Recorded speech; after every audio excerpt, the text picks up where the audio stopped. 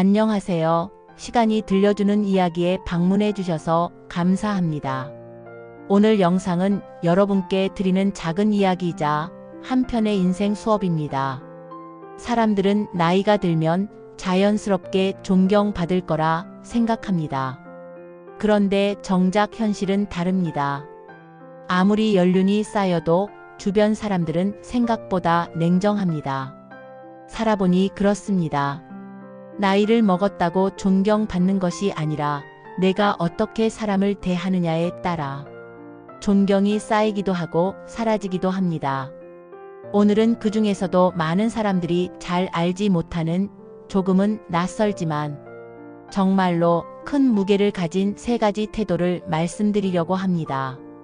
첫째, 내가 틀릴 수도 있습니다. 권위를 내려놓는 사람에게 돌아오는 신뢰. 먼저 첫 번째입니다. 내가 틀릴 수도 있다. 이 한마디가 얼마나 큰 힘을 가지는지 혹시 생각해 보신 적 있으신가요? 사람은 나이가 들수록 내가 살아온 경험이 정답이다라고 생각하기 쉽습니다. 경험은 소중하죠. 하지만 이 경험이 고집이 되면 아무도 옆에 남지 않습니다. 특히 가족, 자녀, 직장 후배들 모임에서 함께하는 사람들 다 같은 마음입니다. 어느 모임에서든 누군가는 새로운 의견을 냅니다. 젊은 사람들은 새로운 방식을 이야기합니다. 그때 나이가 많은 사람일수록 내가 해봐서 아는데 그건 안 돼? 라고 딱 잘라버립니다. 그 순간부터 대화는 멈춥니다. 상대는 더 이상 이야기하지 않습니다. 그리고 사람들은 점점 멀어집니다. 하지만 똑같은 상황에서 나는 이렇게 생각하지만 내가 틀릴 수도 있어요. 혹시 다른 좋은 생각 있으면 말해줘요. 이 한마디만 해보세요. 권위를 내려놓은 사람에게는 사람들이 다시 다가옵니다. 상대는 안심하고 마음을 엽니다. 특히 자녀나 손주 세대는 이 한마디에 감동합니다.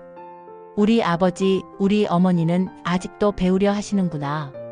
이 마음이 가족을 더 끈끈하게 붙잡아 줍니다.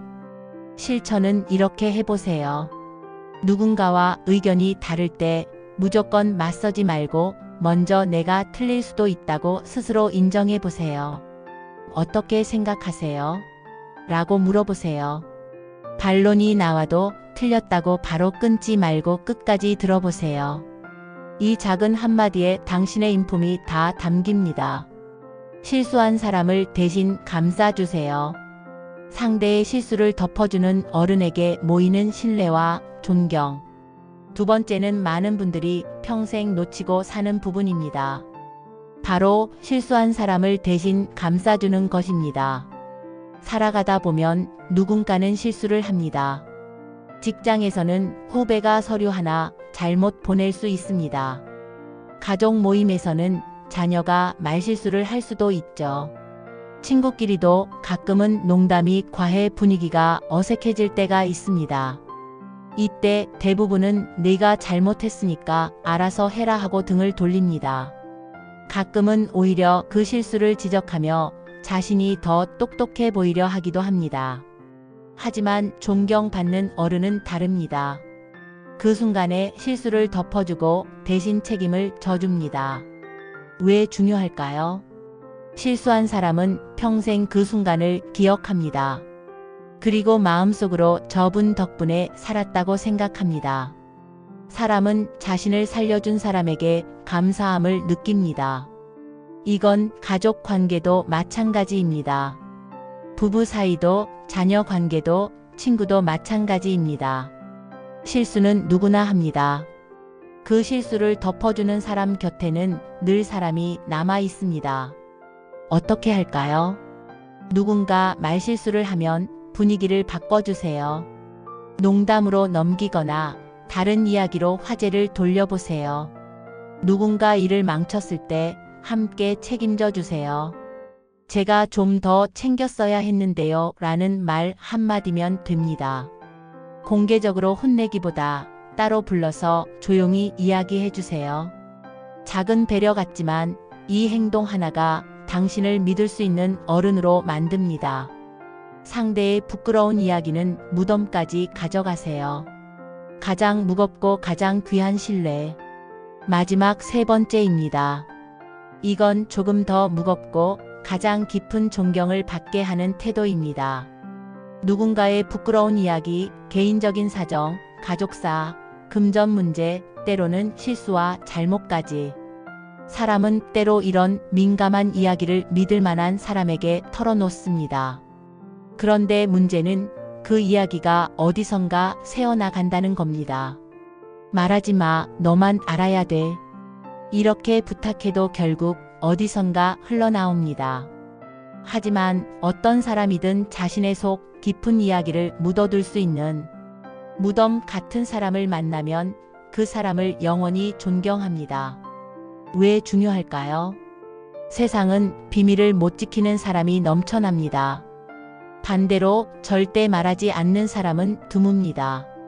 그래서 입이 무거운 사람에게 더 많은 이야기와 신뢰가 모입니다. 실천은 어떻게 할까요? 누군가 민감한 이야기를 하면 듣기만 하고 판단하지 마세요.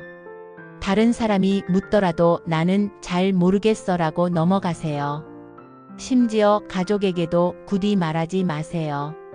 입 밖에 내지 않으면 상대는 평생 당신을 내 편으로 기억합니다.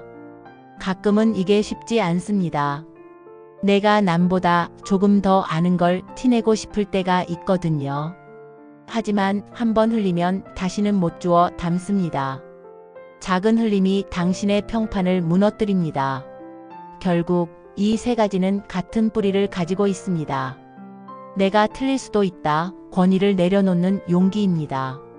실수한 사람을 감싸준다. 상대의 자존심을 지켜주는 따뜻함입니다. 상대의 부끄러운 이야기는 무덤까지 가져간다. 상대의 마음을 평생 붙잡아주는 신뢰입니다. 나이가 든다는 것은 몸이 약해진다는 뜻이기도 하지만 이런 관계의 기술을 쌓을 수 있는 시간도 함께 주어진다는 뜻이기도 합니다. 사람은 결국 사람 때문에 웃고 사람 때문에 울고 사람 때문에 기억됩니다.